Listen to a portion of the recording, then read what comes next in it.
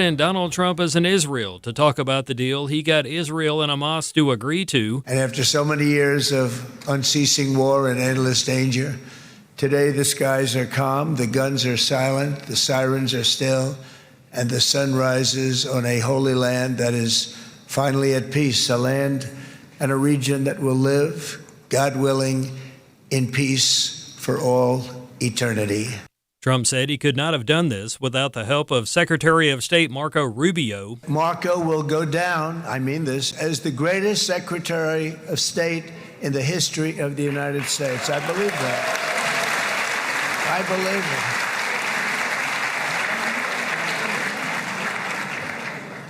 it. And he and I, we really fought it out. You remember, he was tough. He was nasty.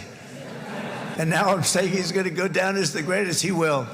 He was always smart and sharp, and people respect him. KT McFarland worked as a national security and foreign policy advisor for the first Trump administration. She says a lot of today's news involves something that happened in the first week of Trump's presidency in 2017. This is all because Donald Trump made a decision the first week of his first term to back a younger generation of Arab leaders. We were in the White House Situation Room and faced a choice, the older generation or the younger ones. The younger ones promised peace, prosperity, peace with Israel, and President Trump took a risk and he backed them. And so they trusted him. And now 8 years later, those were the people who then helped President Trump get over the line. It was the Arabs in the Middle East. And then when President Trump unleashed Israel to destroy Iran.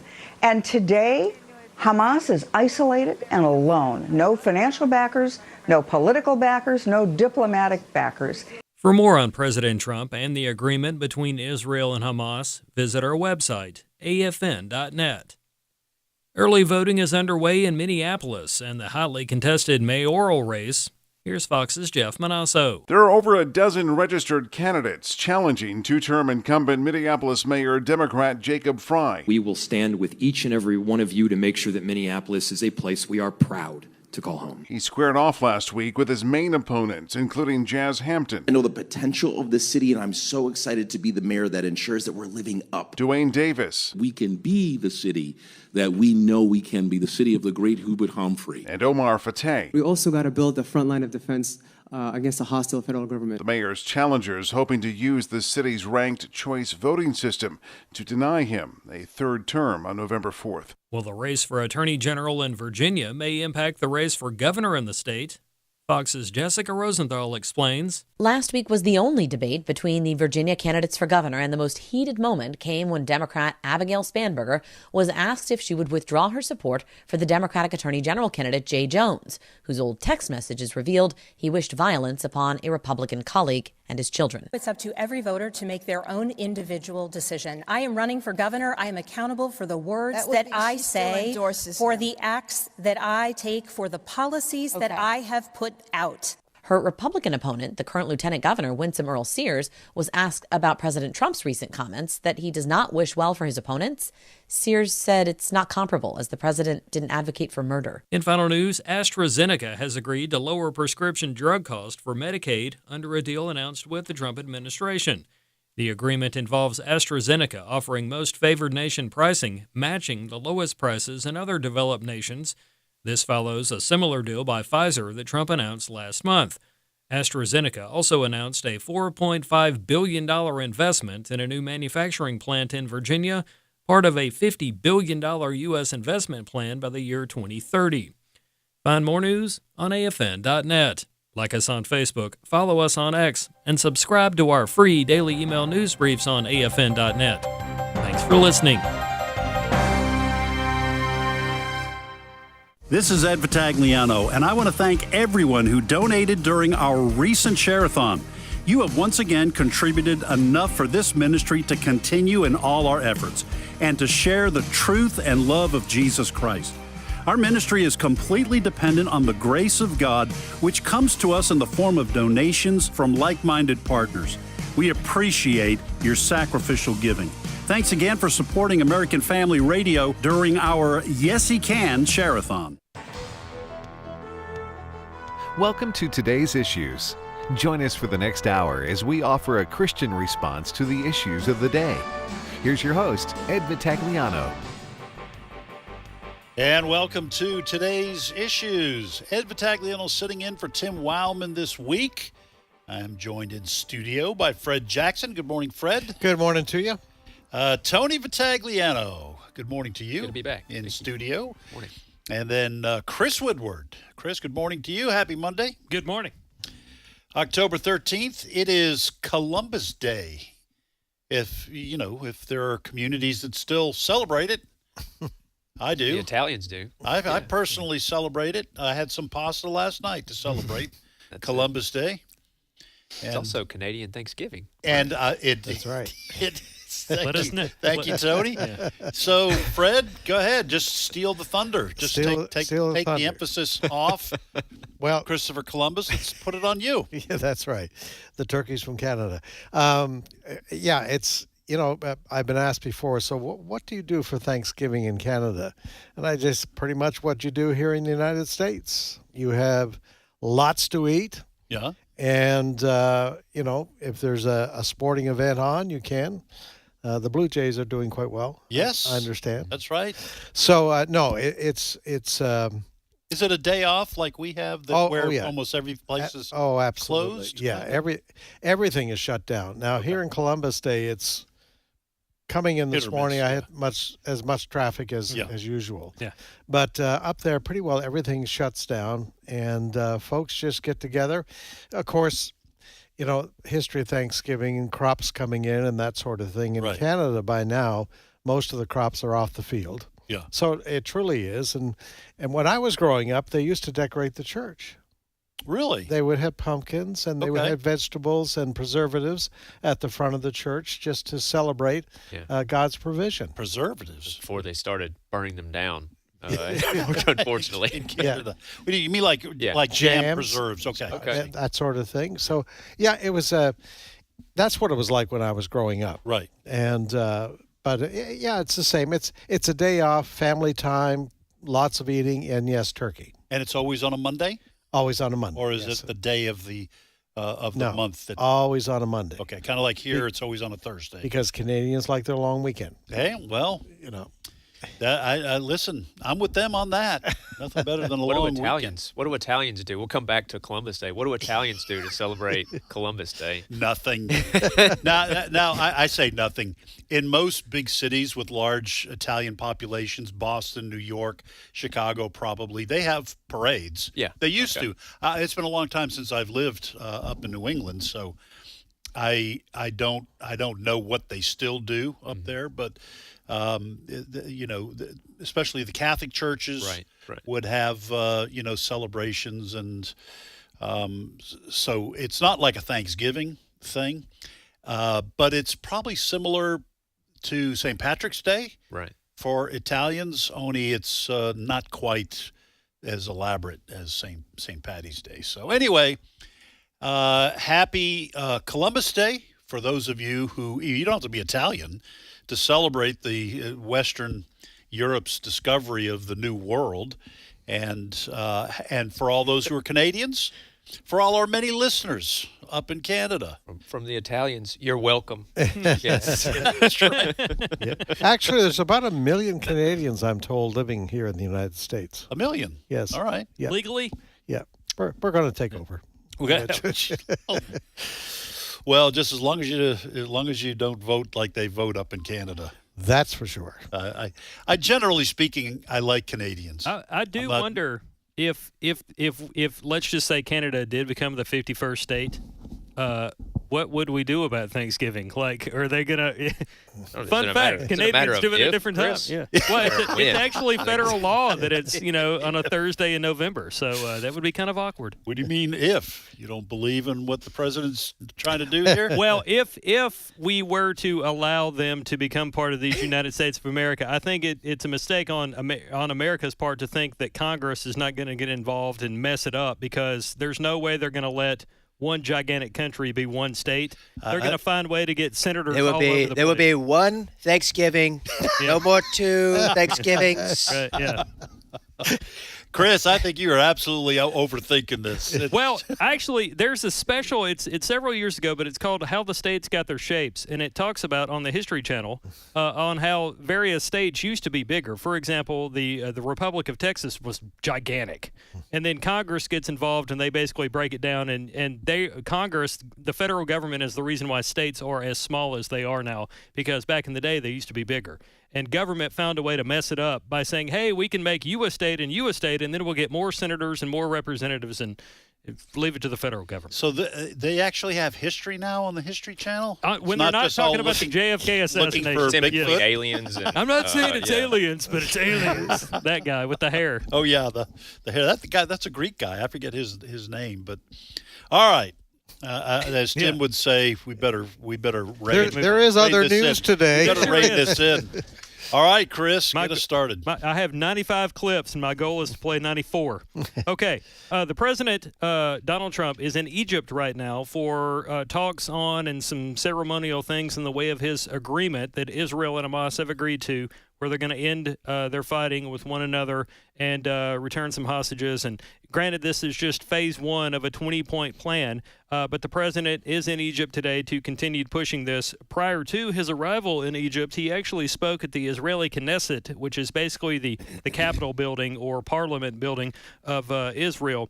And the president had a lot to say about this deal, which again is only in phase one, but still positive news here. Let's begin with this bit of audio from President Trump, clip one. And after so many years of unceasing war and endless danger, today the skies are calm, the guns are silent, the sirens are still, and the sun rises on a holy land that is finally at peace, a land and a region that will live, God willing, in peace for all eternity. Well, we talked about in our story meeting, before we get to some of the additional things you want to cover here on this, Chris. I know that there are a lot of people out there, listeners, who, Fred, I'll come to you first on this, who would say to President Trump, well, I got bad news for you in terms of eternity of peace in the Middle East. But this is what I said this morning. If a person has been diagnosed with cancer and goes through treatments and the cancer goes into remission, it's okay to celebrate that good news. Yes. Even if you know there's a chance it could come back or that you are going to die at some point. It might be 40 years later. You might die in your sleep. It's okay, right, to keep this in perspective, understanding that the Bible says at some point in time the whole world turns against Israel. Certainly all the countries surrounding Israel in the Middle East on into Egypt and Iran, not mentioned by that name, but we do know that is going to happen. But it's okay, right, to celebrate peace and hostages being released. Well, even though we know that other is going to happen at some point. And we do not want to diminish what happened today in Israel.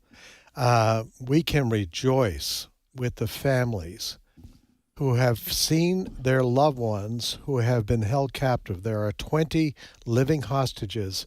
They're not hostages anymore. Right. They are back in Israel. They're being checked out at hospitals there. I've been watching the faces of the families who have been waiting for this day for over 2 years now. Over 2 years. And what rejoicing is going on.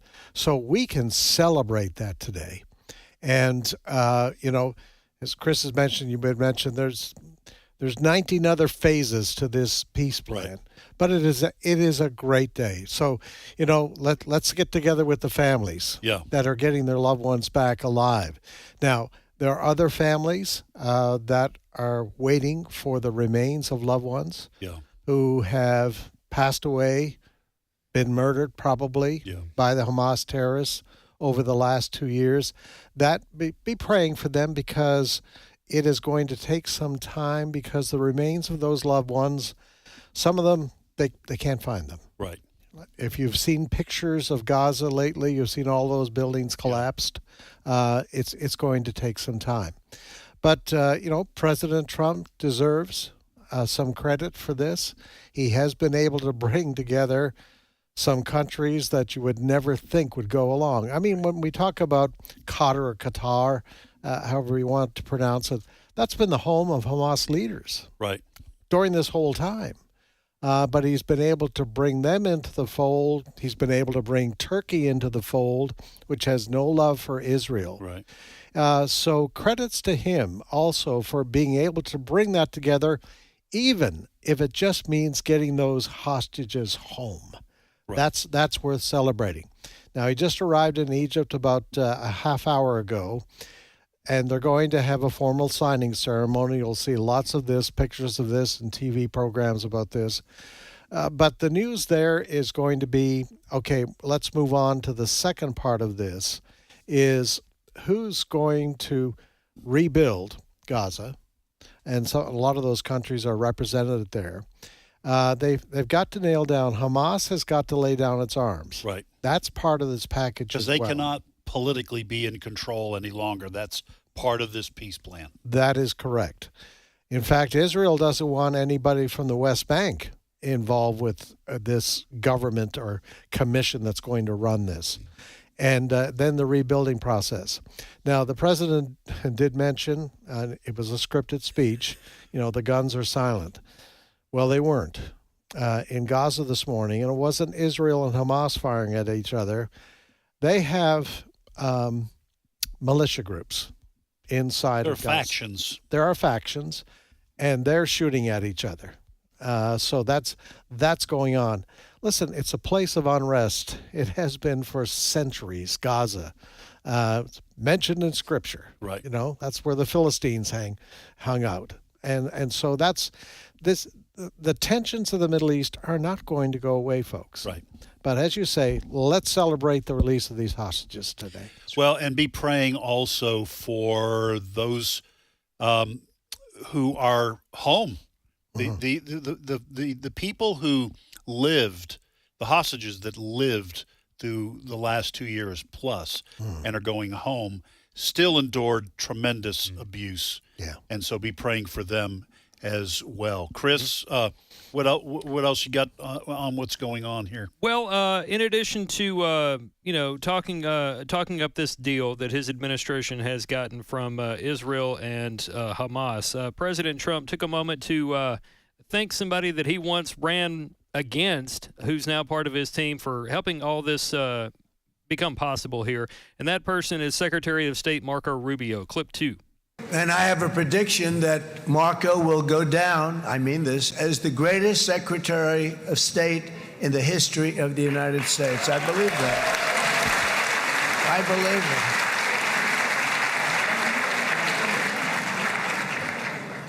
it. And he and I, we really fought it out. You remember, he was tough. He was nasty. And now I'm saying he's going to go down as the greatest. He will. He was always smart and sharp, and people respect him. Well, okay. Little Marco. Little Marco. All right. So, Tony, I really do like Marco Rubio. I've always liked him. He kind of fell out of favor a little bit. You don't have to talk about this. I'm just tossing this in.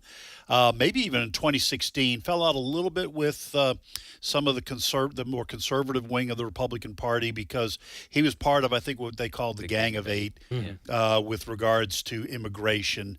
So he had some of those issues. But I've always liked him, and I've always thought he was very smart, and I think he has been an excellent Secretary of State. But one of the things, and feel free to talk about that if you want, but one of the things that I think the left-wing media is going to have to deal with. When we walked in here, it might have been you who mentioned, we have the feed on a big screen TV in here, the feed from 4 news outlets. We have, of course, Fox, MSNBC, CNN, and the BBC. They all were running simultaneously video of President Trump. This is a big deal for Trump. And the left-wing media at some point has to recognize what President Trump has accomplished here, again, with Marco Rubio's hard work as well. But this is quite an accomplishment to at least get the Middle East this far. Yeah, I 100% agree. And we all know there's nobody more willing to put aside differences and let bygones be bygones than Trump. So I'm glad that he was able to do so for Marco Rubio, because I agree. I think Marco Rubio has been an excellent pick, probably one of the best picks in my opinion for his administration that he's done. And he's probably worked tirelessly, going over there back and forth, trying to get the deals, because we all know that this is not this 20-point plan that was settled on. This was after a lot of back and forth. There were supposed to be dates that the hostages would be released. We blew past, and then Israel starts bombing Hamas again, and Hamas starts shooting rockets. So it's been some back and forth to get to this point. But I think Marco Rubio has done an excellent job in this position. I think he kind of acts as a counterweight to sometimes Trump's. Trump tends to shoot more from the hip. I think Marco's a little more measured in his approach. And yeah, you're absolutely right. This is an unprecedented achievement that Trump has been able to carry out, one that I think we can all agree would not have happened under a Kamala Harris, Tim Walz administration, at least not to this end. So I think it pains the mainstream media to give him credit, but I have seen there have been a few Democrats even who have had to hand it to Trump that to give credit where credit is due. He was able to accomplish this. And to Fred's point, and you were making the same point, we all know eventually the fireworks are going to start back up. It's just the nature of that part of the world. But for now, getting this first step of the 20 is probably one of the most important, in my opinion, bringing home people who have been over there away from their families, going through horrific circumstances. Getting them home was a big first step. So we'll see what happens from here. Yeah. Related to the news here out of Israel, reporters are supposed to kind of remove themselves from a story and just tell you what's going on in a particular place, who's involved, why they did that kind of stuff. And you try to kind of contain your emotions. But on the subject of hostages and hostages being freed, Fox reporter Steve Harrigan was on Fox and Friends this morning to talk about some of the stories involving some of the hostages and their reunions with their family today. And even Steve Harrigan, which you'll hear in the soundbite, gets a little emotional near the end. Clip 8. This is one of the worst stories in the world, the story of a hostage, because it touches everybody. It touches, of course, the hostages who are suffering dramatically, but it touches the family members, the friends. And when you have living hostages, it's almost worse to some extent. There's no sense of closure, no sense of relief. And it's a sort of agony that just doesn't end. It's a sleeplessness. And many people said, October 7th isn't over. And I think for a lot of people here, it didn't end. And now that day is going to end. Well, Fred, I don't, what was his name? Steve Harrigan. Steve Harrigan. There's no telling what Steve Harrigan has heard in interviewing. I'm sure he's gotten some interviews with hostages or people who have had interactions with them. There's no telling the horror that these people have been through. And he makes a good point. It is, I'm with Tony, it is an extraordinary accomplishment to get these 20. There was 250 originally. Now they did trickle out a few hostages here and there. I don't know what the final death toll is going to be, but for those who are alive and for the family members who are going to have to help those people get through, sleepless nights, I'm sure nightmares, who knows the kind of emotional long-term damage has been done. These families, to Steve Harrigan's point, they will continue to go through the consequences of October 7th. Well, remember how October 7th unfolded. It was a happy time. It was a festival. And, you wake up and you find a loved one has been taken captive by Hamas. Everybody knows how Hamas operates. and the horrific stories about what happened that day, what they did to men and women and children. Absolutely horrific. So you're living for 2 years not knowing what's happening to your son, your daughter, your parents, your brothers and spouse, sisters, yeah. in some cases, Yeah. families divided. So how hard this must be. So those feelings will not go away. They're celebrating today for those who had loved ones that are still alive and they've been returned to them this morning. But I think, Steve Harrigan, when you are in that environment and you start to talk to these parents, these loved ones, sisters, brothers, you can't help but feel their pain. You put yourself in their shoes. Oh, absolutely. I mean, it's real. We watch this on television. Right. We get used to watching drama on television, and it's just another show. But when you're there as a reporter and you're talking to loved ones, many years ago, I was working with CBC in Toronto, and one of my first assignments was to go out. There was a private school that had a canoeing trip north of Toronto, and it was horrific ending. Yeah. And it was my job to go there late at night, early into the morning, as they were bringing back some of the survivors and talking to the moms and dads who were waiting to see whether their son and daughter was coming back. Wow. And you cannot remove yourself from that. Right. It was one of the toughest assignments I had as a reporter.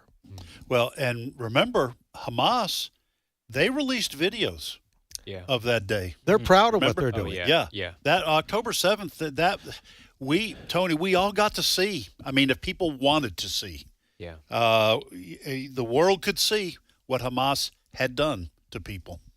Yeah, and I don't know, I don't know what the plans are beyond this. I don't know what Israel's planning. But if I had to guess, there are still members of Hamas who were involved who will need to be brought to justice one way or the other. And they're just that again, there's a mindset over there that I don't think we could really comprehend. We don't have a way of understanding, how someone could become so embittered and hateful that they would continue on even while, your city is a parking lot and there's no chance of winning.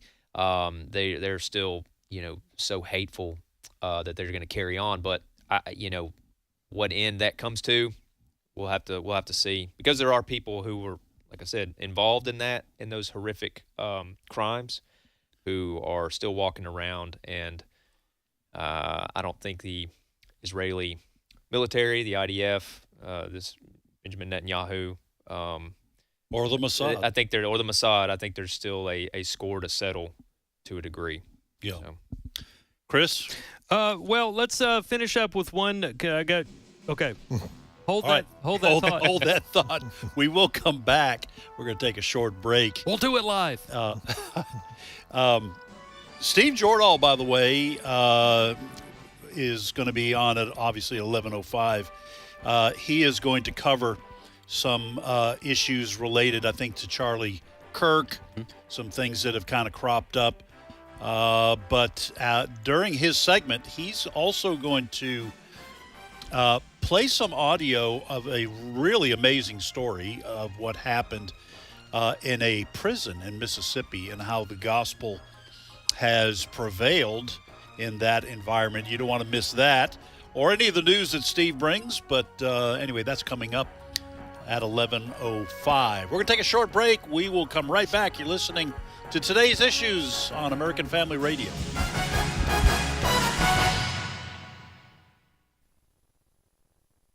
It's my turn.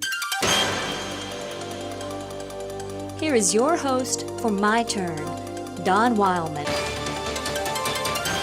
Bob Dome became so angry at the Procrastinators Club of America that he quit. Dome said that the club's pace was too speedy. He said that the dinner that the club held in September 1970 at Tammet, Pennsylvania, was evidence of the undue haste of the club. It seems that the Procrastinators Club of America honored Dean Martin and Jerry Lewis as the Comedy Team of the Year at that dinner. Of course, Martin and Lewis had not worked together for several years prior to that award.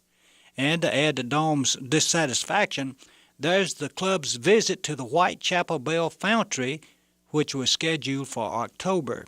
It was to protest the craftsmanship in casting the Liberty Bell. You remember that the Liberty Bell cracked when it was tested in Philadelphia in 1752. I mean, it's no need in getting in a hurry about things, is it? Dome believes in just taking it easy and putting things off for a while. After all, it hasn't been but just over 200 years since the bell cracked. Slow down, man, slow down. The article that told about Dome's plight said the club will consider his resignation one of these days whenever they get around to it. They don't seem to get in a hurry about anything, you know. Dome's plight is pretty common, although most of us don't go to that extreme. But most of us could get membership in the Procrastinators Club of America. For most of us are procrastinators. We put off, delay things that we should do. I knew a man once who thought he had cancer, but he put off going to the doctor for so long that when he finally did go, the cancer had gotten to the place where the doctor could not help him. Sometimes putting things off is funny, sometimes it's serious. I guess it's simply a matter of what it is that we put off. None of us, if our house was on fire, would delay calling the fire department. Or if a pipe burst in our business, would we ignore it for days or weeks or even perhaps years? Then again, if we were sitting in the middle of a railroad track with a train headed toward us, would we procrastinate our movement from that track? Such questions are kindly stupid, for in all of these cases, procrastination would not be funny, but serious.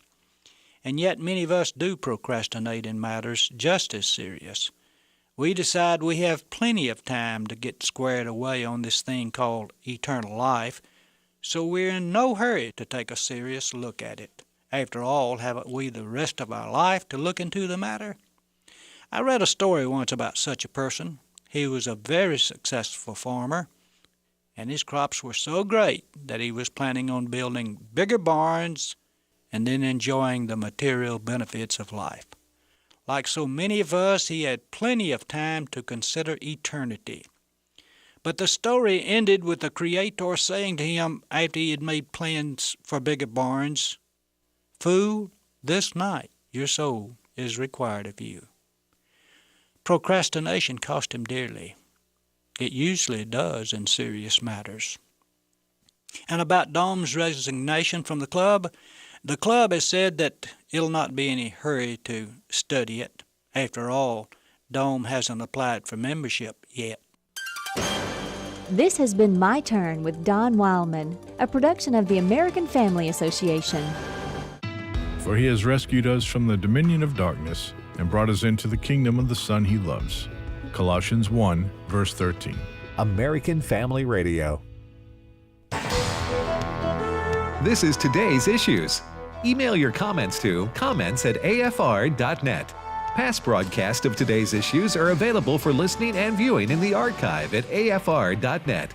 Now, back to more of today's issues.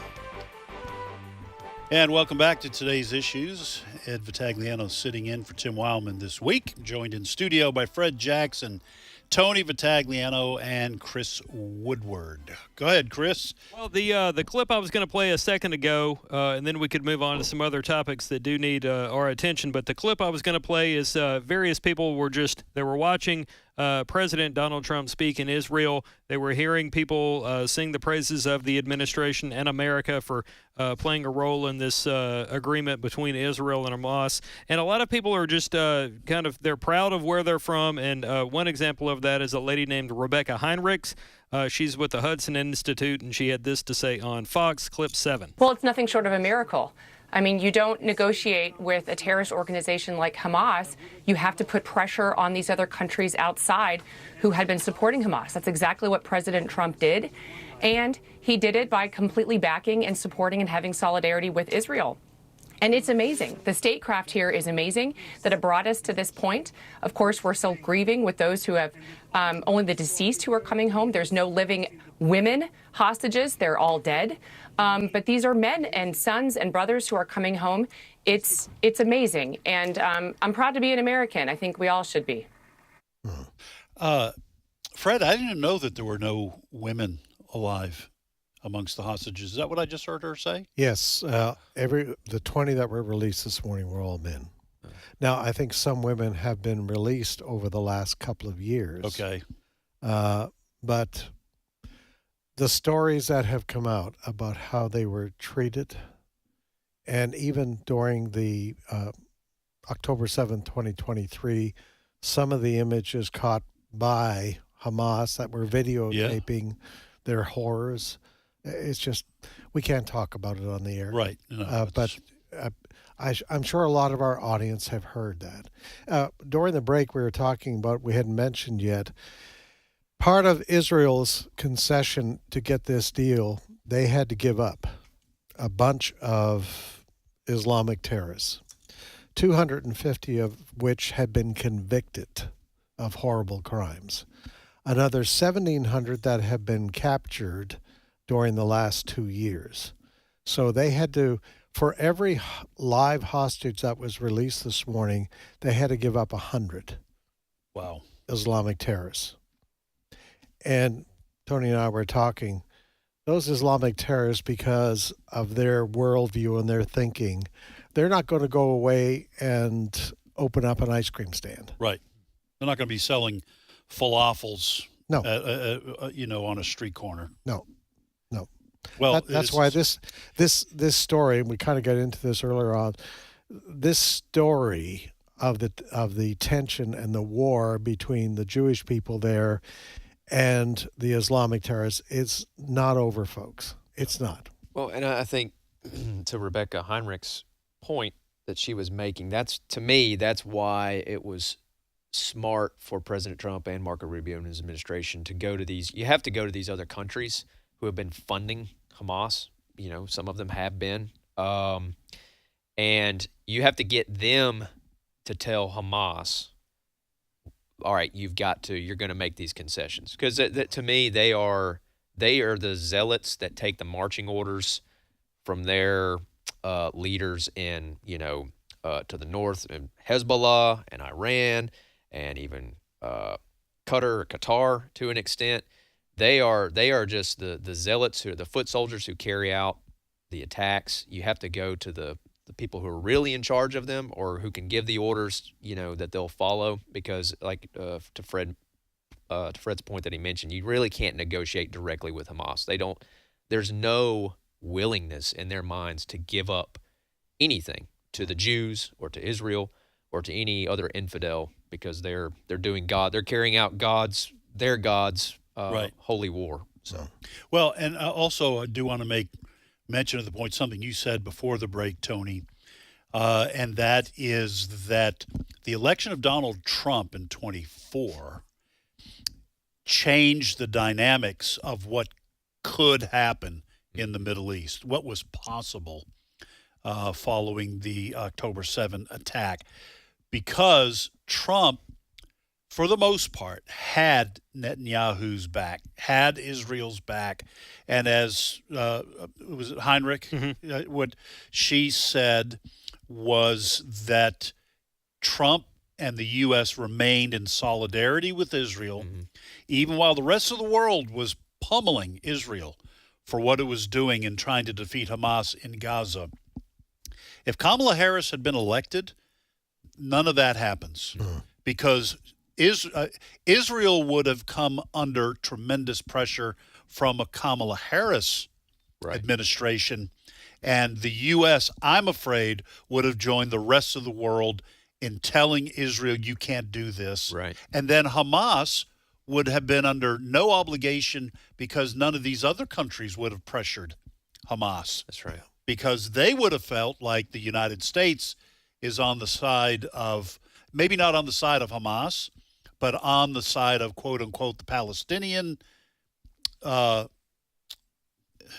it's not a country, but that the Palestinian cause, and opposed to what Israel's doing. None of this would have happened if Trump had not been elected, and if Trump had not remained strongly in Israel's corner. Yep.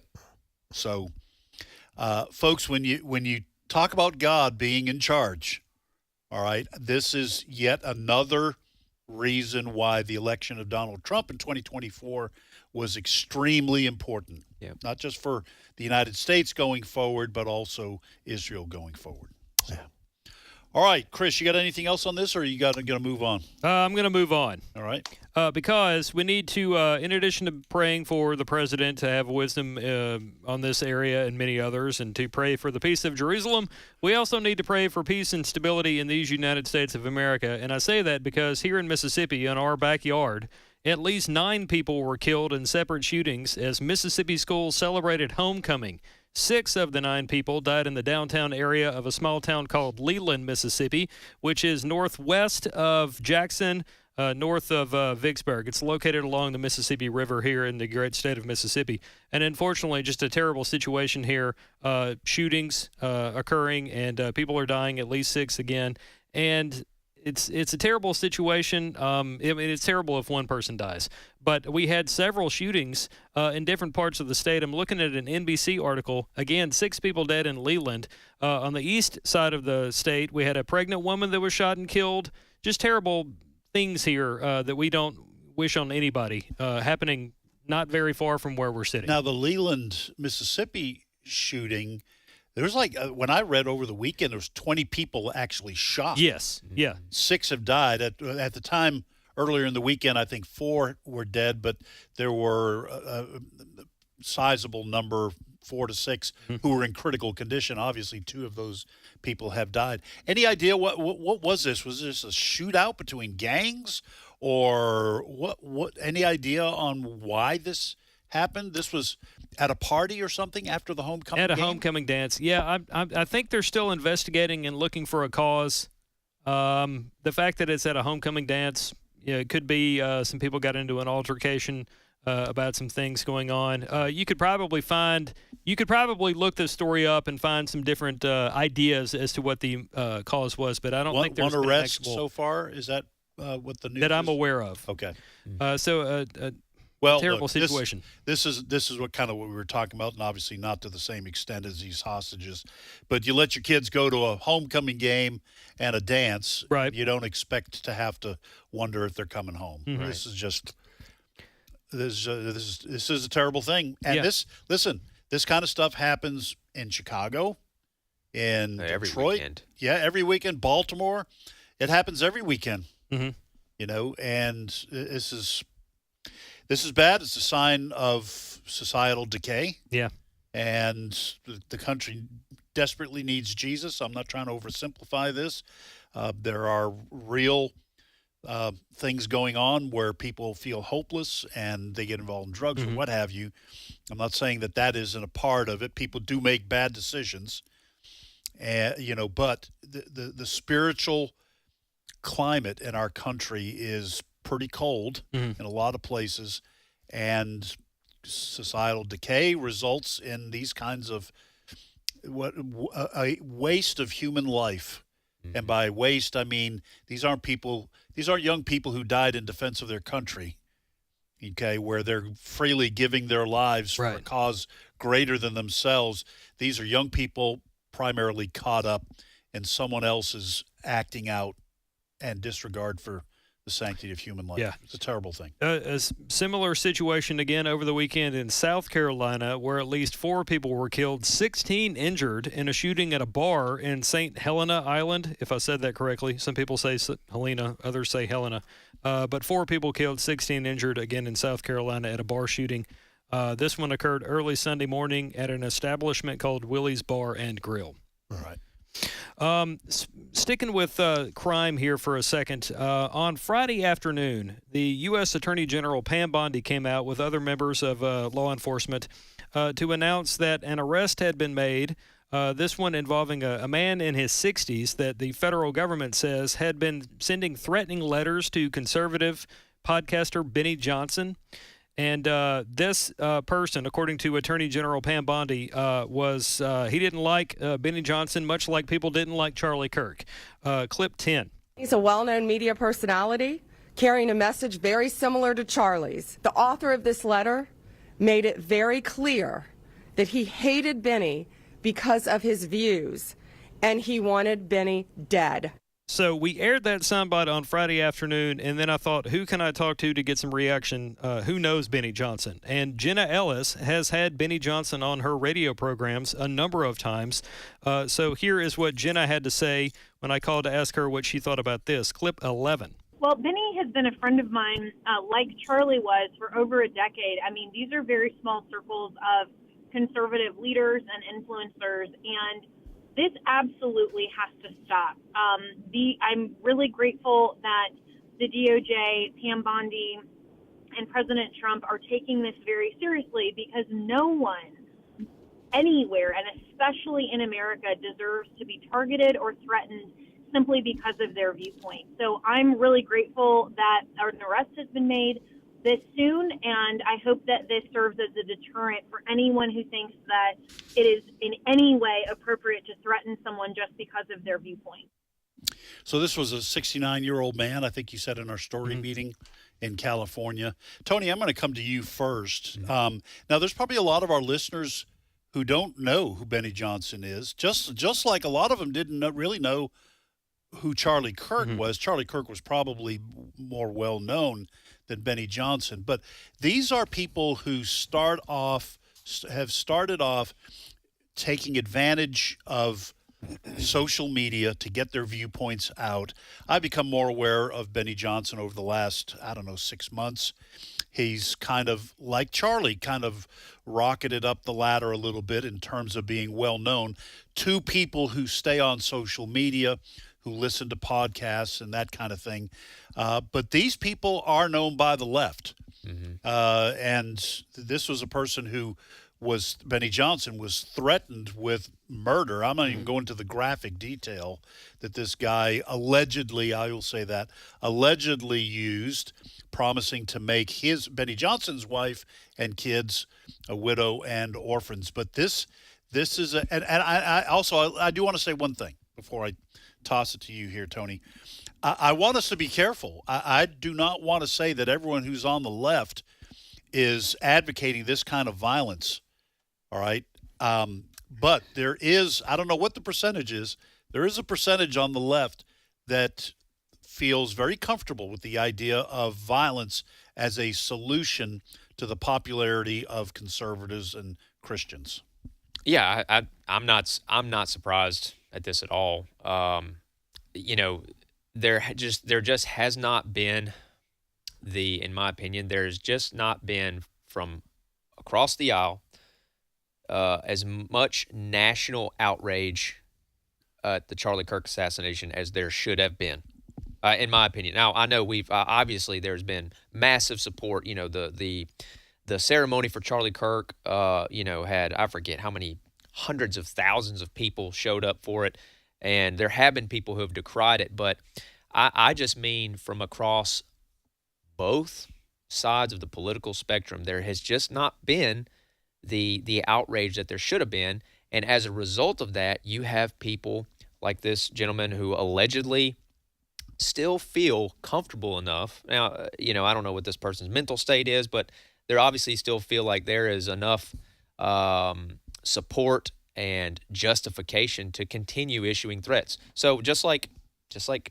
people have said before, it's just going down the line. All right, who's next? There is a extreme contingent on the left who views this as just, all right, we got Charlie Kirk. Now who's next? Benny Johnson, you are influential. And these are people who are not influential for marching out in the streets. Right. They're not leading the charge in the streets to, shut down highways, for instance. Those kind of things only tend to go one way.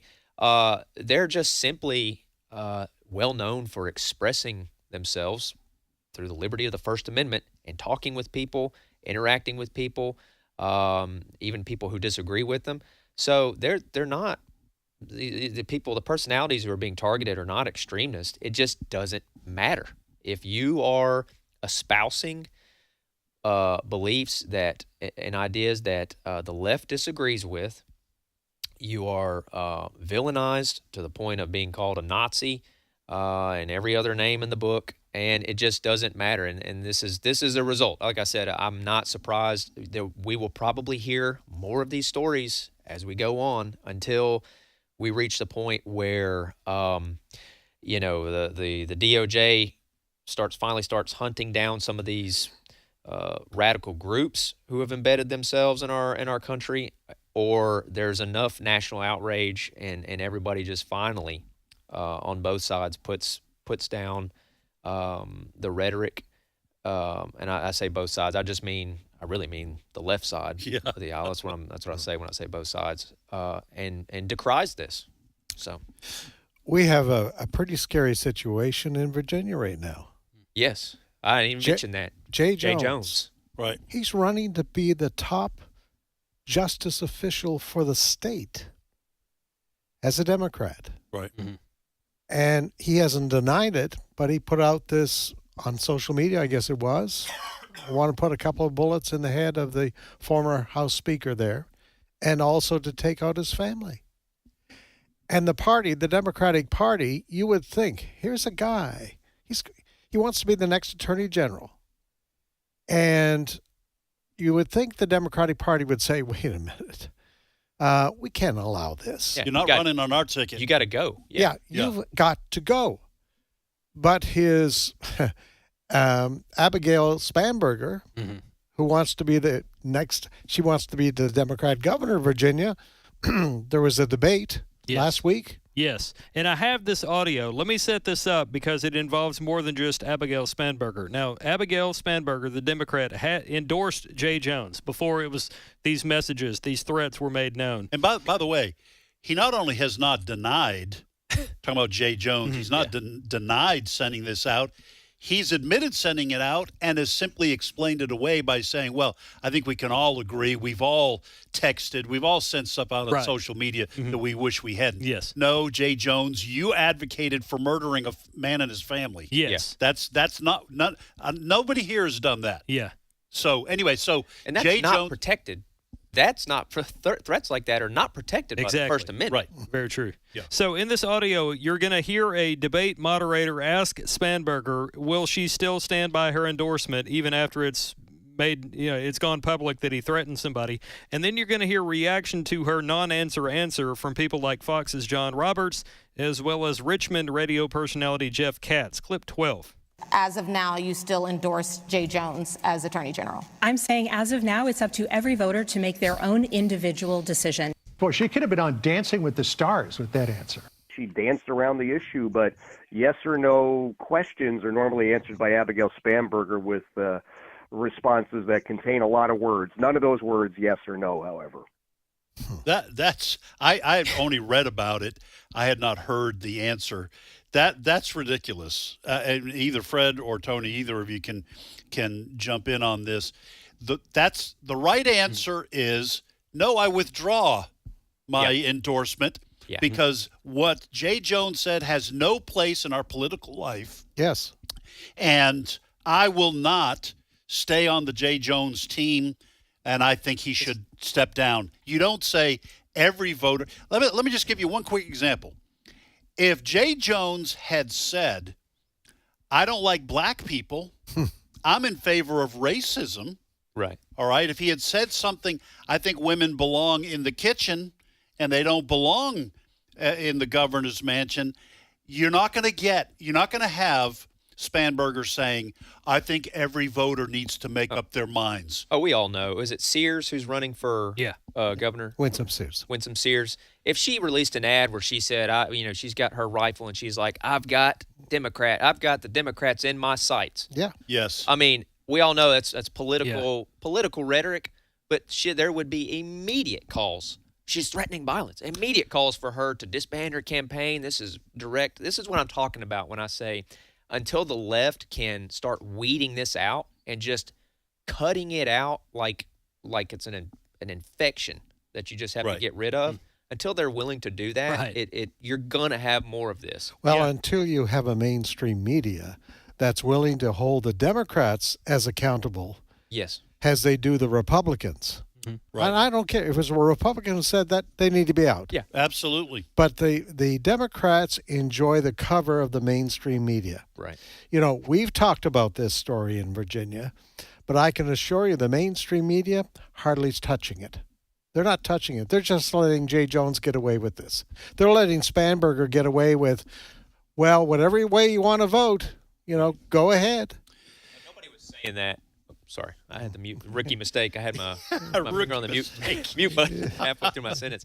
Listen, let me just make you feel a little better. There's been a couple times when Tim is eating popcorn, and he normally mutes his own mic so people don't have to listen to him chew. Last week, he mistakenly had my mic muted while he was chewing. So it's not just a rookie mistake. We all make those kinds of mistakes. I feel a little bit. Look, nobody, Spanberger wasn't out there, I guarantee you, when Donald Trump, when we were coming up on the presidential election, nobody on the left or the media was saying, you know what, people just need to vote. Vote for whoever they feel like they should. They should just follow their hearts. No, you were trying to defeat literal Hitler. I'm sure. So there was none of this. Something that is ironic to me here is that Democrats, they try to be the party of do something about gun violence. And here you have the opportunity to do something about somebody threatening to use a gun to do violence, and you still trip and fall. And I think she would probably have even won the debate or gained some voters if she had taken the debate as an opportunity to go, you know what, this guy's wrong. Yes. And I'm going to take this opportunity right now. Why don't you join me with this, Winsome Sears, one of these things? Yeah. She would have, I think, won the debate. Yeah. Had she done. Well, listen, I think the whole country is looking for that kind of approach to these kinds of things. And listen, if something else bad happens and it comes from the left, the Democratic Party is going to continue to come under tremendous pressure. But I'll tell you what's my opinion, what's going on here, and that's why I said I want to be fair. For every John Fetterman and Bill Maher that are out there, the Democratic Party has 10 people who are okay with the violence. Yeah. And the problem for the Democratic Party is they can't really come out and speak against this kind of rhetoric. Otherwise, they'll get primaried. Mm-hmm. I think that's part of it. And the media, the left-wing media like MSNBC, they have to be very careful because if they start going down that road, then they lose the handfuls of voters, of viewers that they have watching their programming because they have to feed the rage on the left. So you got anything you can squeeze in here before the break? I do. I mean, I can continue to get on my soapbox. So President Tim Wildmon has issued an executive order for me to, when I can, bring in something positive because oftentimes I feel like I'm Dr. Doom and Gloom. Anybody dealing with the news is Dr. Gloom. Right. I get emotional like Steve Harrigan from time to time. But there is a new survey out. I'll share the link on our Today's Issues Facebook page. Taco Bell tops new drive-through speed rankings. Chick-fil-A wins on satisfaction. So in other words, Taco Bell, hey, they're very quick. If you want your order right, you'll get it quick. But also go to Chick-fil-A. So I'll post that because lunch is coming up and somebody might be thinking about it. They'll just do it quickly. Right. Yeah. It is my pleasure to share this for you on our Facebook page. Well, we don't make endorsements of fast food restaurants here. That was just reporting the news. It was. Now, if Chick-fil-A wants to write a check to American Family Radio, right? Then we might. And drop some free lunch coupons to the Today's Issues panel, we might reconsider our policy. All right, 5-minute break for news. We'll be right back.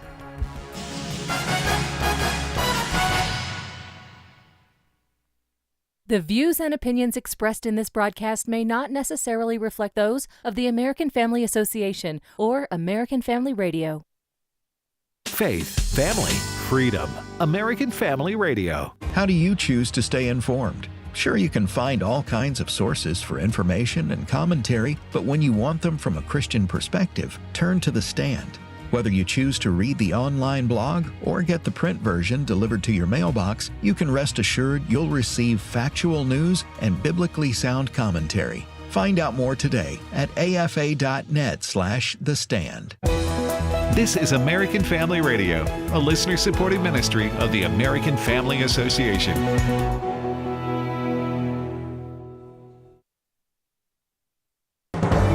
For American Family News, I'm Chris Woodward.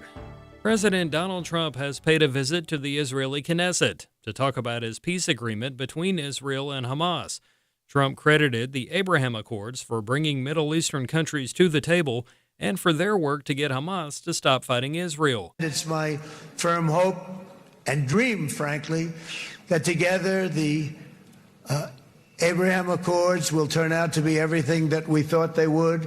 Those four countries were very, very brave in doing it. They did it at a very early point, and every single one of them benefits unbelievably financially. And if you noticed, even in this bad period that we just went through, they all remained a member of the Abraham Accords. They've done unbelievably well. And you know who you are, and I want to thank you. And they've stayed because of loyalty, but they've also stayed because it was really good business. They've made a lot of money being members, and you're going to all, I hope that every one of the countries that we're seeking, Jared, I hope they join quickly. No games, no nothing. Just join, get it. It's going to be a great peacemaker. Trump's speech was not without controversy. A few hecklers had to be removed during the president's remarks. Over and over again. להוציא את חבר הכנסת עודה, להוציא אותו מהאולם, להוציא אותו מיד, החוצה, החוצה, החוצה.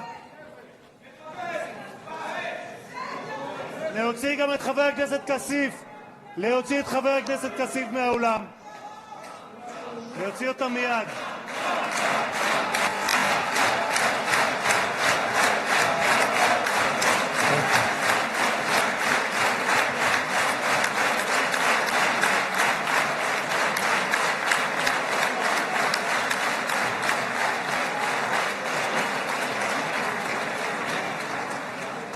Sorry for that, Mr. President. Thank you. Please.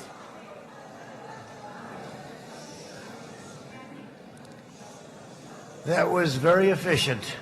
Trump will next travel to Egypt for the signing of the agreement between Israel and Hamas. Well, on Friday, U.S. Attorney General Pam Bondi announced the arrest of a man accused of threatening to kill conservative podcaster Benny Johnson. Authorities say 69-year-old George Isabel Jr. is charged with mailing threatening communications. The author of this letter made it very clear that he hated Benny because of his views, and he wanted Benny dead. Johnson has been a frequent guest of Jenna Ellis and her radio programs. Ellis describes Johnson as a friend, much like Charlie Kirk was for over a decade. Kirk was shot and killed in Utah during a speaking engagement with his Turning Point USA organization in September. This absolutely has to stop. I'm really grateful that the DOJ, Pam Bondi, and President Trump are taking this very seriously, because no one anywhere, and especially in America, deserves to be targeted or threatened simply because of their viewpoint. So I'm really grateful that an arrest has been made this soon, and I hope that this serves as a deterrent for anyone who thinks that it is in any way appropriate to threaten someone just because of their viewpoint. Benny Johnson has over 4 million followers on X and hosts a podcast. He lives with his family in the Tampa area, but authorities trace the threatening letter to San Diego. In final news, robots are giving human beings a run for their money when it comes to jobs. Fox's Evan Brown says that's especially the case when it comes to food delivery. Food delivery app DoorDash is linking up with Serve Robotics to use their bots to make deliveries to customers. Both companies announced they've signed a multi-year deal for delivery in parts of Los Angeles. Serve's robots look like a self-moving bucket on wheels and travel on sidewalks.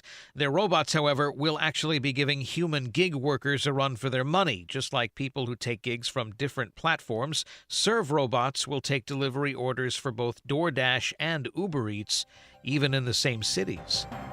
That's all our time for now. Find more news on AFN.net. This is Ed Vitagliano, and I want to thank everyone who donated during our recent share-a-thon. You have once again contributed enough for this ministry to continue in all our efforts and to share the truth and love of Jesus Christ. Our ministry is completely dependent on the grace of God, which comes to us in the form of donations from like-minded partners. We appreciate your sacrificial giving. Thanks again for supporting American Family Radio during our Yes He Can Share-a-thon. Today's Issues continues on AFR with your host, Ed Vitagliano. And welcome back to Today's Issues. Ed Vitagliano sitting in for Tim Wildmon this week. Joined in studio by Fred Jackson and Tony Vitagliano. Chris Woodward has gone to his cave and now out amongst the rest of us is Steve Paisley Jordahl, who has gone. This is just the second Paisley shirt that this is new, right? Yeah. I've seen I got a couple of them, and yeah. I'm rotating them in on a, I like basis. Thank you. It's brightly colored. Yeah. Happy Monday, happy Columbus Day with the Paisley shirt. Yeah. All right. Welcome, everybody. You know what I like about those kind of shirts is if you spill something on it while you're eating, you don't have to toss it right into the dirty clothes. That's right. The illusion. Your eyes can't focus on the stain. Yeah, that's a little tomato sauce. That's a little cheese dip from the Mexican restaurant. That's right. You can't see it. All right, Steve. The same thing with a black shirt, though, also. A black shirt? Well, you can't see the stains. Oh, you can. Some stains you can. Some you can. Right. There's not too much I eat that wouldn't show up on a black shirt, but I like the way you're thinking. Yeah. Got to hide these things. So I saw somebody in the kitchen last week. This is the difference between guys, between men and women. One of the many differences. So women, we have an ice machine, so you can get water, have ice water or tea, whatever. And so it was a lady that dropped some ice on the floor. And she actually picked it up and threw it in the sink. And I said, a guy would have just kicked that under the refrigerator. If you don't have to bend over. That was my first thought. Just kick that under the fridge. I don't do that at home. No, no. Publicly. Other guys would do it. I don't do that. Other guys would do it. Not me. All right, Steve. Go ahead. All right. You guys teased us a little bit last hour. There has been some talk about Charlie Kirk and whether or not he truly supports Israel or supported Israel before his death. And I want to just go over this a little bit because it's the information is kind of going around. And it started when Candace Owens on her podcast read a text stream between Charlie and several other people of his friends. It was a private text stream, and Candace outed it, and this is after Charlie had passed away. Now, I preface this by saying, Candace, there is not a conspiracy theory that she doesn't embrace it twice. Right. She has gone off the deep end on some of these. I'm not even going to mention some of them, but this is what she read, and it was confirmed by Andrew Colvett, who is Turning Point. He was Charlie Kirk's chief of staff. So let's listen to Cut 13. This is Candace Owens reading this text. So Charlie writes in this group chat, just lost another huge Jewish donor, $2 million a year because we won't cancel Tucker. I'm thinking of inviting Candace. Somebody writes, oh. Charlie writes, Jewish donors play into all of the stereotypes. I cannot and will not be bullied like this, leaving me no choice but to leave the pro-Israel cause. Leave the pro-Israel cause is what he wrote. And again, Andrew Colvett says that is a legitimate. He had seen that. He had not released it because it wasn't his to release, although he did give it to law enforcement because it was released. He knew about it, and they took a while to get the killer, the alleged assassin. Wanted all information. They wanted all the information out there. So now everybody's saying, what did Charlie Kirk really support Israel? And there's a whole contingent. There's several people, Tucker Carlson, Candace Owens, and others that have some would say anti-Semitic, some would say less nuanced position on support for Israel. Well, I want you to hear some of what the background is of this from Charlie himself. This is him. This was on the Charlie Kirk show, which is now being hosted by Andrew Colvett. And they played this clip of Charlie being a little frustrated. Cut 18. The behavior by a lot, both privately and publicly, are pushing people like you and me away. Not like we're going to be pro-Hamas, not like we're going to, but we're like, honestly, the way you are treating me is so repulsive. I have text messages, Megan, calling me an anti-Semite. I am learning biblical Hebrew and writing a book on the Shabbat. I honor the Shabbat. Literally the Jewish Sabbath. I visit Israel and fight for it. And there's another article out in the Times of Israel today. I could read it on air. I was just reading before I got on. Charlie, what are you doing? Like, why are you? What am I doing? I'm sorry. Like, let's just take a step back here. Like, I'm an American citizen. Yes, I want Israel to win. Yes, I'm a Christian. But like some of the mess, and you've seen how I've been treated, Megan, by some, not all, by some. No, it's very irritating. So, to review, a Jewish donor or two said they're going to pull funding of more than $1 million from his America Fest, his it's a gathering that's sponsored by Turning Point. And he was going to invite Tucker Carlson and maybe Candace Owens. They said, if you're going to invite them, we're going to pull our money. And that was he didn't feel like being bullied. Did he support Israel? Let me read you a paragraph from the first paragraph from the letter that Charlie Kirk wrote to Prime Minister Benjamin Netanyahu before he died, obviously. And this was a long letter with some tips on how to better message social media. But this is what he opened it. One of my greatest joys as a Christian is advocating for Israel and forming alliances with Jews in the fight to protect Judeo-Christian civilization. Most recently, I'm proud to have taken over Ambassador Huckabee's show on TBN, where we continually support Israel and the Jewish people. As Mohammedanism spreads into Western societies, it's critical that Jews and Christians stay united in the effort to contain and roll back radical Islam and Sharia law. I regret to report the anti-Israel and anti-Semitic trends are at record levels on social media. These negative sentiments then flow downstream into college campuses and even seep into conservative MAGA communities, leaving no doubt that he really did support Israel. I have one more clip to play you, and this is Andrew Colvett kind of explaining what his view of what's going on. Cut 14. Attacking him, he would not air any dirty laundry or, frankly, any disagreements he had with people. He did disagree with Candace on the Israel issue. He disagreed with Tucker on the Israel issue, but he also recognized Tucker had positions they agreed on. Tucker was a useful voice in the conservative movement on many things, and so he invited him to events, and they were popular events. And so he would react. Sometimes people would just say, yeah, don't invite him, or we're going to, cut off some large donation. And that would make him angry. He would say this, yeah, as you say, this is moral blackmail. And he's this Scottish guy. He's combative. Well, Fred, I want our listeners to know we talked about last week whether to cover this issue because I think we were all in agreement. It's not.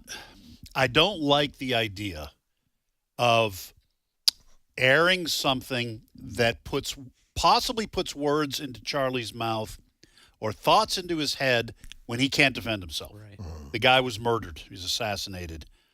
But this story is out there. Yes. And our listeners they've probably seen it on social media. It's probably not going away. Generally, I like Tucker Carlson, but he has veered into areas that I'm sad to see him go. I don't care much for Candace Owens anymore because, as you said, Steve, well put, there isn't a conspiracy theory out there that she hasn't adopted twice, or whatever your words were. But we are also a news organization, and we at times have to talk about issues that we're not comfortable talking about. So we decided we wanted to cover this on Monday, which is now today. Yeah, I mean, it's been verified, that social media posting, that Charlie was frustrated by some groups that said they would withdraw their support if he had Candace Owens or if he had Tucker Carlson speak at one of his events. Those are just the facts. Right. that doesn't make him an anti-Semite. Right. Because you don't, I think, I won't be bullied. In other words, my favor is not going to be purchased, or I'm not going to sell my favor, which is an honorable stand to take. Having said that, I think it may be a lesson to other groups that might have various groups coming in to speak. You need to be sure. If you're a strong advocate for Israel and you invite someone in who is not, let's say, a strong advocate for Israel, your organization is going to be painted with that brush. So you just have to be careful of those sorts of things. Charlie Kirk is no longer with us. So we can't get his opinion, context, and all that sort of thing. So it's a lesson on both. Be careful what you put down on social media. Absolutely. You're frustrated about something. I'm just going to go crazy with this. So we need to be careful. That's a lesson in that. But also, we don't want to paint Charlie Kirk as being anti-Israel because of this. Yeah, and Tony, one other thing too to keep in mind is that Charlie might have been wrestling with this issue. Yeah. And it's not fair for us to freeze him in time. Right. And say, when he says, one of the things he said was, may have to leave the pro-Israel camp. Does that mean because he explains, he says, that doesn't mean I'm going to be in favor of Hamas or anything like that. Maybe what it means is I'm not going to say thumbs up to everything Israel does. I want to have the right to criticize them like we do with our country. Yes. Yeah. So this is why we kind of struggled a little bit with this, because by talking about it now when Charlie's gone does not give him the freedom to work through his own frustrations and tell us what he's thinking on the other side of that wrestling. Yeah, to me, this is a distraction, and an unnecessary distraction to take away from the root cause or the root issue that led to Charlie Kirk's assassination, which is radical leftist ideology and hate. To me, this is a distraction. Whether Charlie Kirk was wrestling with nuanced views of Israeli foreign policy or not is to me is irrelevant, unless, like what Candace Owens and others try to do, is they try to make connections that aren't there. That's the only reason this has come into focus, is because people want to make connections that are conspiracy theories. I'm not even going to go into them here. Right. I'm sure, like you said, if you're on social media, you've probably seen some of the views espoused. So to me, it's a distraction, because I don't know what the issue is with somebody having a more nuance. I mean, people are complex. Charlie Kirk's a deep thinker. He likes to think through things. He likes to take counsel from people. People are complex, so it's okay to have a nuanced view on the foreign policy of another country. Does it make, like you said, just because he doesn't agree with everything, may not have agreed. Again, we don't know what specific issues he's talking about, but just because he wouldn't agree with every foreign policy decision that Israel would make or strategic decision they would make doesn't make him anti-Semitic or anti-Israel, no more than when, like you said, we make criticisms of American foreign policy. I'm one of our biggest critics sometimes. Does that make me un-American? No. It just means I have a nuanced view and take every decision we make, whether it's foreign policy, domestic, economic, and I'm making a judgment on that. It doesn't make me anti-American. Well, folks, we did want to bring this topic up because you either have heard or will hear of this on social media, maybe discussed in your Sunday school class or what have you. So we do follow these issues and want to address them when we think it's appropriate to do. Mm-hmm. All right, Steve. All right. A week ago Sunday, my wife and I went to visit a friend who was leading a revival service, doing music at a revival service. Well, it was actually a Southern Baptist area meeting, general meeting. And my buddy that used to lead music was doing the music there. So we went, sang the choir and everything. And in the middle of this service, a man gets up.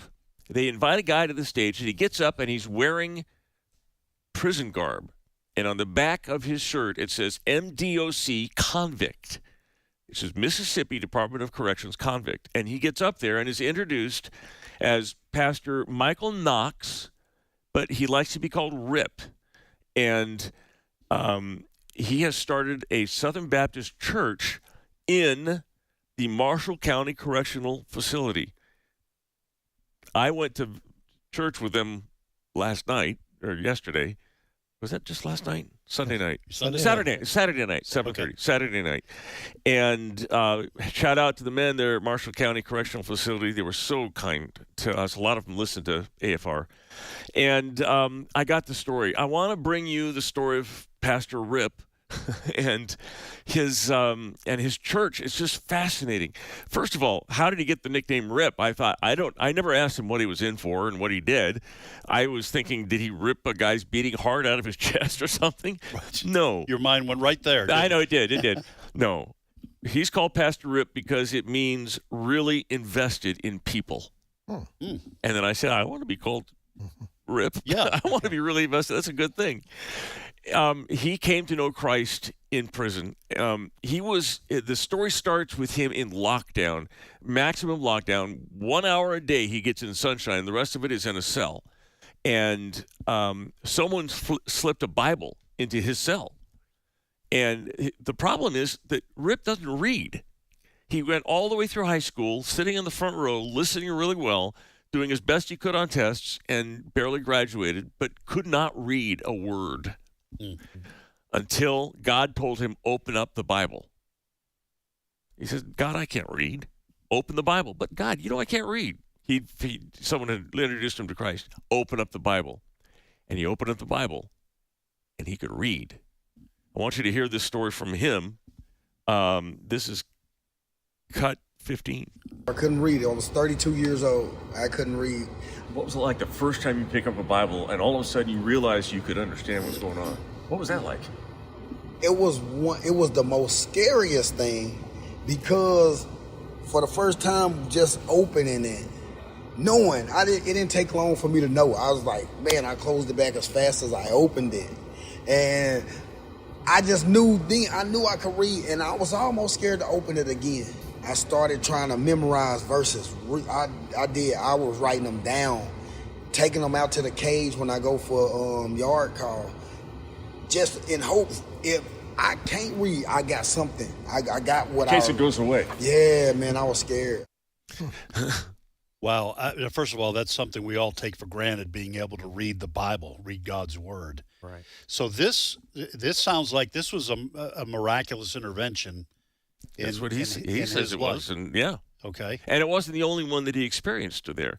So God laid on his heart that he said, I want to be like, there's this guy when I was in general lockdown before I became a Christian. He used to come around and he always used to be encouraging and he used to say he'd pray for us and it was always the positive side of things. And I wanted to be him.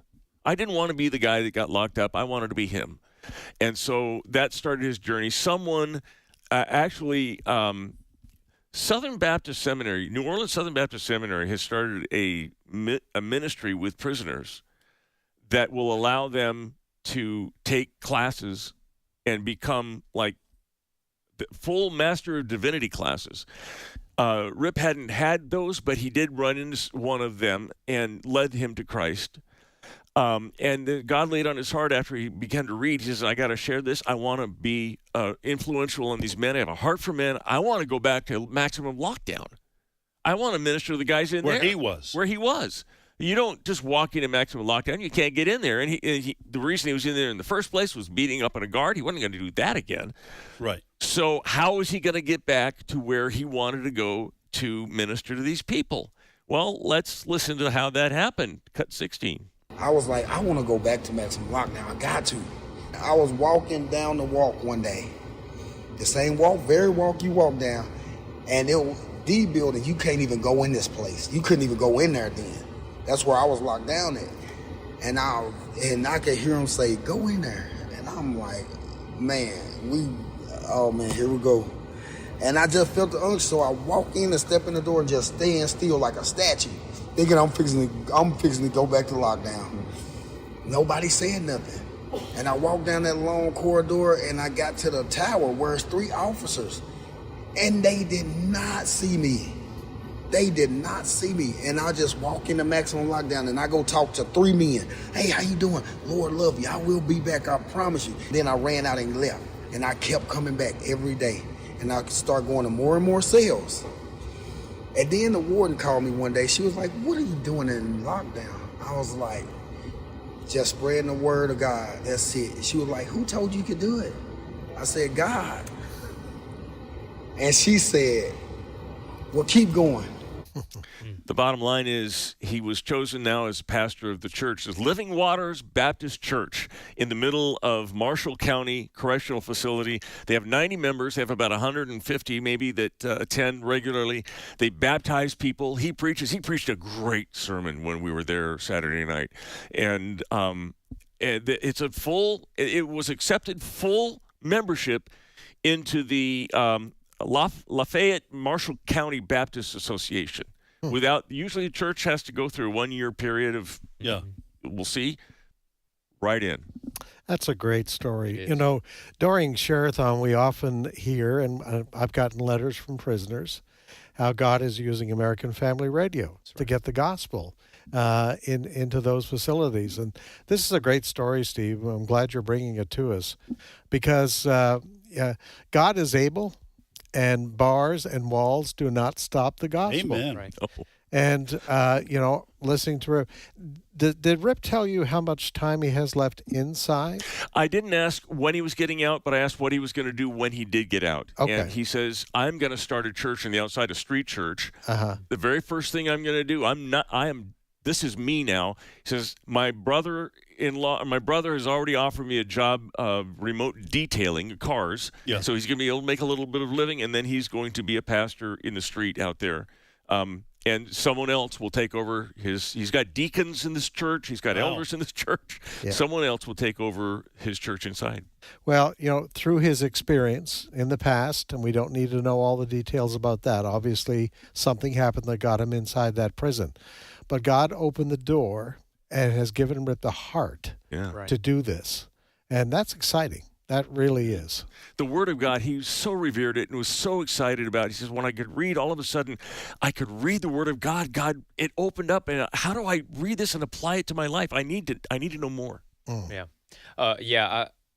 My prison ministries are something that, for instance, well, you know, my wife's uncle, who passed away a few years ago, was very passionate about reaching men in prisons. I mean, he was every Sunday after we ate at my wife's grandmother, he was getting ready to go up to the prison ministry. Yeah. And he started the one in locally. The county we lived. His name was Pat Ewing. Pat Ewing, yeah, locally. And through that prison ministry, several others branched off. So it's encouraging to hear these stories because that's a group of people. I mean, they need to hear the gospel too. You know, are a lot of them are in there for, you know, terrible crimes, you know, lesser crimes, but they need to hear the gospel also. And yesterday at our church, we had a speaker come in, and he said something that just struck me. He said that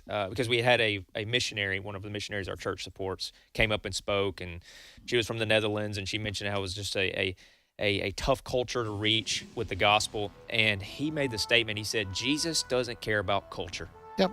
He doesn't care about culture. No matter what the cultural values are, how different, radical it is from Western culture, even prison culture. That's what I'm thinking of. You know, Jesus doesn't care about what the culture is. It doesn't matter exclude people. It doesn't exclude people. It doesn't matter. He can get in there and change hearts and minds and do a work. Well, this is a great story, Steve. Are you going to keep up with what's happening with I Rip? am. He's going to be ordained in the coming months. I don't know when, but I'll be up there for that too. Well, keep us informed. Yeah. When he does get out and he starts a church, we may have him on. Yeah. And some people may want to support that work. Yeah. And I love that you can get a degree. You can get a degree from a seminary in prison. That's right. That's the way to rehabilitate people. All right, folks, that's all the time we've got. More great radio directly ahead on American Family Radio. We'll see you tomorrow.